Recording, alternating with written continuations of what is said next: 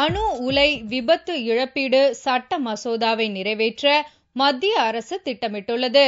ஆனால் இதற்கு பல்வேறு அரசியல் கட்சி தலைவர்கள் மட்டுமல்லாது சமூக ஆர்வலர்களும் எதிர்ப்பு தெரிவித்துள்ளனர். இதனிடையே சென்னையில் நிருபர்களை சந்தித்த அணு ஆயுதங்கள் எதிர்ப்பு அமைப்பினர் இந்த மசோதா அமெரிக்காவை சந்தோஷப்படுத்ததான் இங்கு கொண்டுவரப்பட்டதாகவும் ஏற்கனவே போபாலில் ஏற்பட்ட சேதத்திற்கே இழப்பீடு வழங்கவில்லை என்றும் குற்றம் சாட்டினர். அணுசக்தியினால ஏற்படும் நஷ்டத்தை பத்தி ஒரு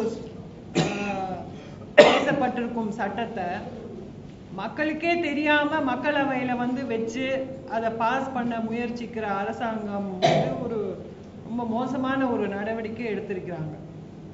இந்த சட்டமோட பேர் civil liability for nuclear damage bill.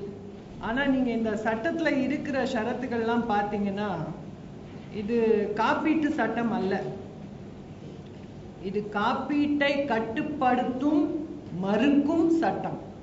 இந்த சட்டத்தால் மக்களுக்கும் நாட்டிற்கும் நன்மை கிடையாது என்று கருத்து தெரிவித்த அந்த அமைப்பினர் அணுசக்தி ஒப்பந்தம் மற்றும் இந்த விபத்து இழப்பீடு மசோதா விவகாரத்தில் மத்திய அரசு மக்கள் நலனையும் நாட்டின் நலனையும் பொருட்படுத்தவில்லை என்றும் அவர்கள் புகார் தெரிவித்தனர்.